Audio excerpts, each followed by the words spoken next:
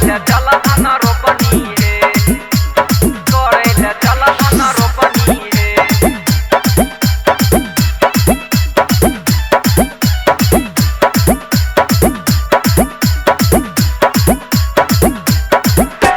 खेतो जोताई गेलै हो गेलै कादो रेडी तू हई भ कखनी हे।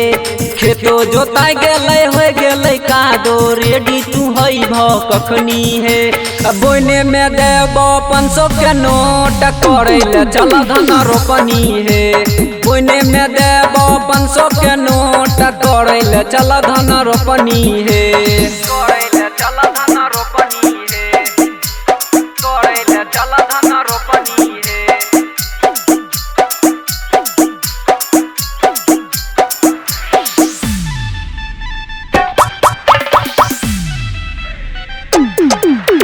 करेला चला धान रोपनी है, करेला चला धान रोपनी है। खाली रोपे पड़ता ये भौजी खेत 5 काठा है।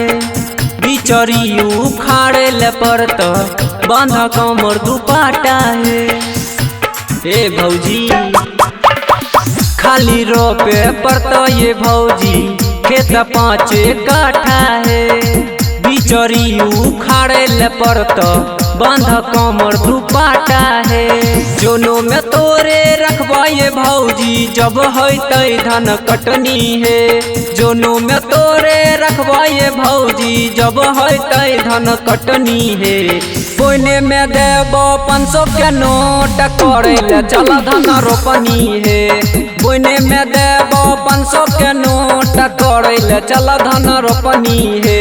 चला ना है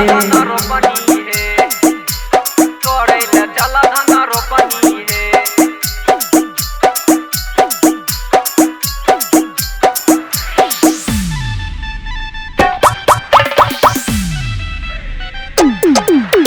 करेला चला धान रोपनी है, करेला चला धान रोपनी है। बरसे सावन के रिमझिम बदरिया होइ छै धूप कभी छाँव है। जैभ की नहीं जैभ ये भौजी जल्दी भर हाँ है, बोलो न हे।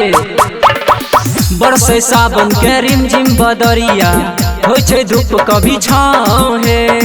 जैभ की नहीं जैभ ये भौजी जल्दी भर हाँ है। राइटर कृष्णा बिकी के जाय छै नैकी जे अइलै पत्नी है। राइटर कृष्णा बिकी के जाय छै नैकी जे अइलै पत्नी है।